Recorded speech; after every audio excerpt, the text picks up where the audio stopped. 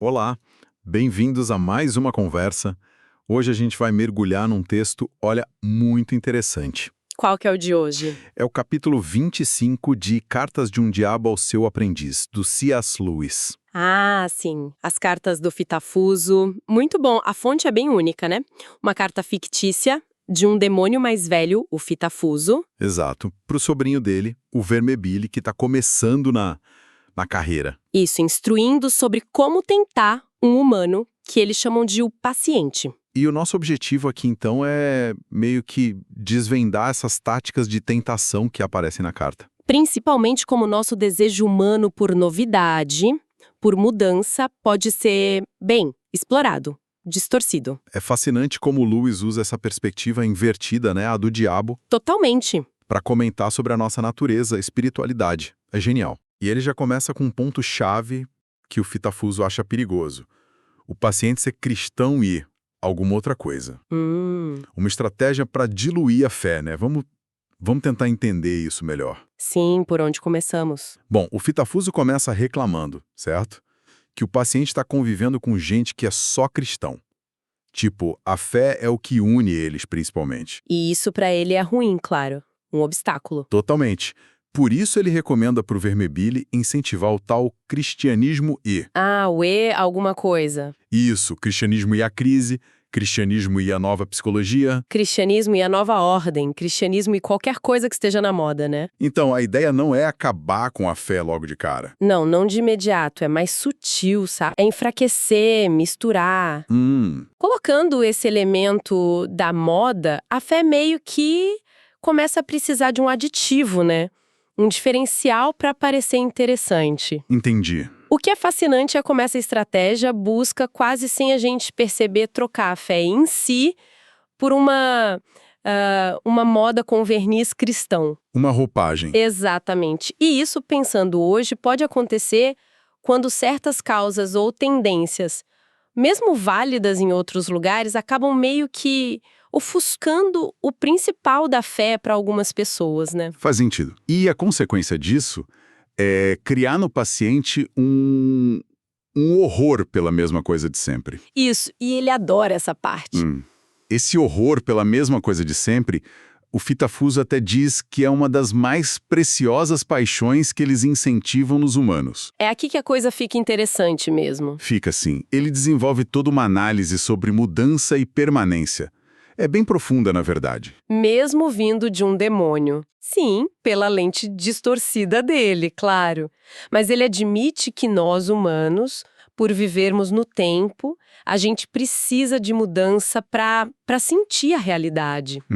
E que Deus, o inimigo, como ele chama, teria feito a mudança ser prazerosa, como comer, por exemplo. Ok. Só que, e aqui está o pulo do gato, Deus teria equilibrado esse prazer da mudança com um amor igualmente forte pela permanência. Pela estabilidade. Ah, interessante. Mudança e permanência juntas. Exato. E dessa combinação harmônica desses dois amores, nasce o que o Fitafuso chama de ritmo. Ritmo. Tipo o quê? As estações do ano, talvez? Perfeito. As estações são um exemplo ótimo. Cada uma é nova, mas é também uma repetição de um padrão que a gente conhece, que a gente espera. A primavera sempre parece nova, mas a gente sabe que é a primavera de novo. Isso. E ele cita também o ano litúrgico da igreja, né? Aquele calendário de festas, de tempos específicos. Com jejuns, celebrações... Que se repetem, combinando sempre o novo e o familiar. Se a gente pensar bem na visão do Lewis que o Fitafuso descreve, a própria estrutura da realidade criada por Deus une novidade e familiaridade de um jeito prazeroso, natural. Mas aí é que entra a distorção deles, né? A manipulação. Claro. O Fitafuso descreve como eles pegam esse prazer natural na mudança com o ritmo e inflamam isso, transformam numa exigência por novidade absoluta. O tempo todo. Uma necessidade arrítmica, ele fala. Exato. E a analogia com a gula que ele faz é muito boa. Pegar um prazer natural e bom, como comer, e distorcer num excesso, num vício. Entendi. É exagerar algo que era para ser bom. E o Fitafuso até lamenta. do jeito dele que, sem a interferência deles, a gente ficaria feliz com a beleza que mistura o novo e o repetido. Tipo o quê? Ah, os padrões dos flocos de neve, sabe? Cada um único, mas são sempre flocos de neve. O sol nascendo todo dia, ou até o pudim de Natal todo ano. O pudim de Natal. Ele menciona até brincadeira de criança, que tem ciclos. Uma época bolinha de gude, depois a amarelinha, com a mesma regularidade das estações. Nossa, é verdade. O esforço dele, segundo Fitafuso, é manter essa sede que não acaba nunca, por mudança constante, sem ritmo nenhum. Talvez, né, algo que a gente vê hoje na nossa ansiedade de rolar o feed sem parar, ou pular de uma tendência para outra. É, faz pensar. E essa busca sem fim pelo novo, essa sede, ela gera consequências bem ruins, né? Que o Fitafuso adora enumerar. Com certeza. Uma delas é diminuir o prazer de verdade, Como assim? a lei dos rendimentos decrescentes. Quanto mais se busca novidade só por ser novidade, menos satisfação real ela traz. Mesmo que o desejo por ela só aumente. Quer mais, mas aproveita menos. Exato. E tem outros efeitos. Essa busca pela última novidade geralmente custa dinheiro, né? Pode levar à avareza, querer ter mais para consumir mais novidade, ou só a frustração por não conseguir acompanhar. Imagino. E mais, essa fome de novidade esgota rápido os prazeres simples e inocentes. Aí a pessoa é empurrada para buscar excitação onde? Onde o inimigo não aprova. Fitafuso fala até do impacto na arte, né? Fala assim, ele sugere que tanto a arte popular quanto a mais erudita acabam sendo levadas por que ele chama de revigorantes excessos da lascividade, da insensatez, da crueldade e do orgulho. Nossa. Tudo por causa dessa pressão por ser original a qualquer custo. É a ideia. E, claro, essa necessidade fabricada de novidade é o terreno perfeito para criar as modas, as tendências. Ah, chegamos nas modas. Sim, e isso leva direto ao uso estratégico que o Fitafuso faz delas, especialmente no mundo das ideias, do pensamento. Como assim estratégico? Ele explica que a grande vantagem das modas intelectuais é distrair as pessoas dos perigos reais que elas enfrentam numa certa época. Distrair. Isso. A tática é direcionar as críticas da moda de cada geração contra os defeitos que aquela geração especificamente menos corre o risco de ter. Espera aí. Criticar o que não é o problema principal? Isso parece estranho. É contraintuitivo, né? Mas pensa bem, e ao mesmo tempo fazer essa mesma geração admirar a virtude que está mais perto do vício que os demônios querem espalhar naquele momento. Uau!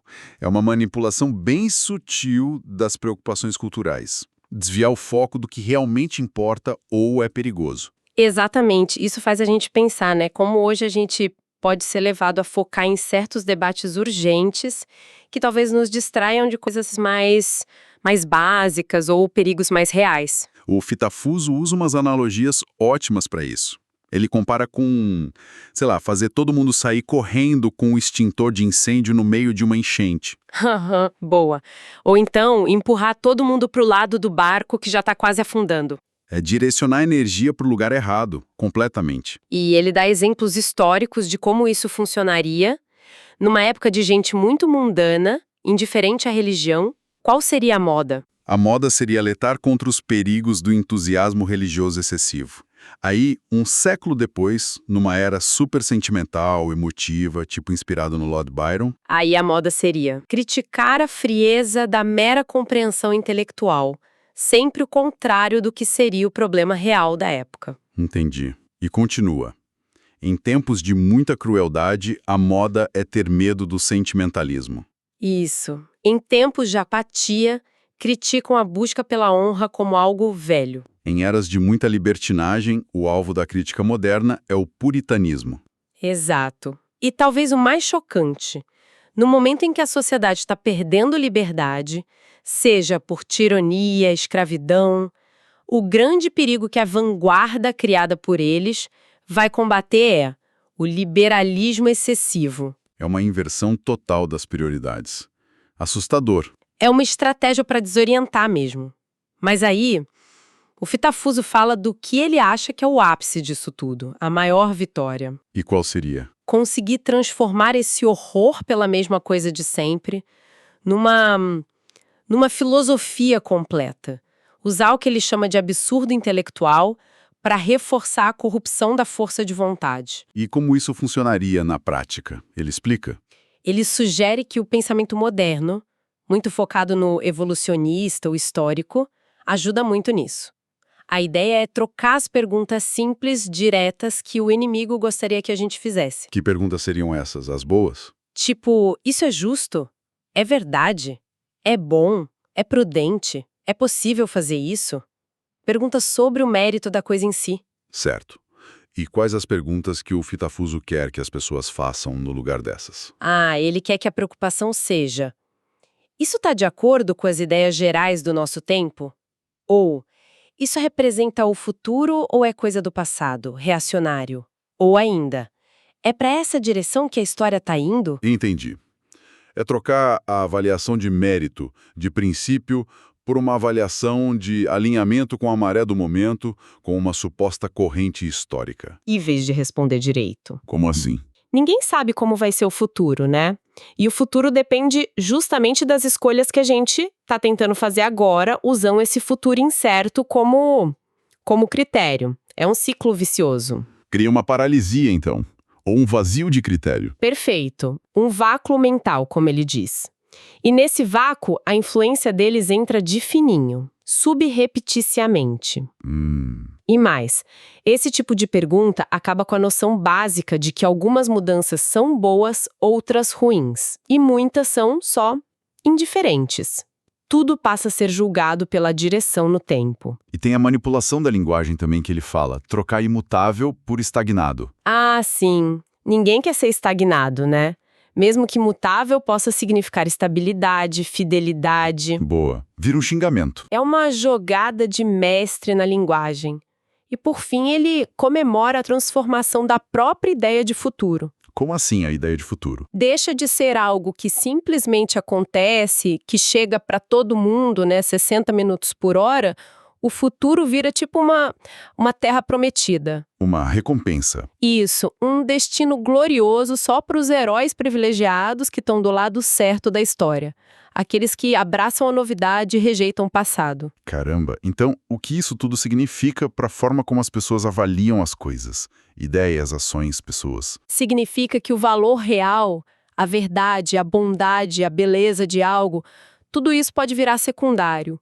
O que importa é se está na moda, se está alinhado com as tendências e com essa marcha idealizada para o futuro. Uma análise, olha, realmente fascinante e um pouco perturbadora, né? Bastante. Pode ser explorado, distorcido, virando uma sede sem fim por novidade. Vimos o uso estratégico das modas, das tendências, não só na cultura, mas no pensamento, para distrair a gente dos perigos reais, direcionar as críticas para alvos errados. E por fim, essa tentativa de trocar perguntas fundamentais sobre certo e errado, verdade e mentira, por uma preocupação quase obsessiva com estar alinhado com a história, com o progresso, seja lá o que isso signifique no momento. Exato. É um retrato muito rico das táticas psicológicas e espirituais que o Lewis imaginou. E isso leva a gente para uma reflexão final, né? Uma questão talvez para quem nos ouve continuar pensando. Qual seria? Esse horror pela mesma coisa de sempre, essa pressão pela novidade constante que o Lewis descreveu pelo Fitafuso, isso décadas atrás. Como será que isso aparece nas pressões culturais e até nas nossas vidas hoje? Boa pergunta, pra gente levar. Talvez não seja só nas grandes ideias, nas filosofias. Pois é, talvez a gente veja ecos disso no jeito como a gente consome informação, sabe? Sempre atrás do último clique, da notícia mais fresca, muitas vezes sem tempo, sem disposição para aprofundar. Talvez na busca sem fim por experiências novas, que às vezes pode ser meio superficial, valorizando mais a quantidade que a qualidade. Ou até nos relacionamentos, né? Quem sabe? Até no jeito como a gente encara compromissos, relacionamentos, onde a ideia de permanência, de fidelidade, pode parecer menos atraente que a promessa constante do próximo grande lance, da última novidade que parece sempre mais legal, que o familiar. Fica aí a reflexão, muita coisa para pensar depois dessa nossa conversa sobre luz.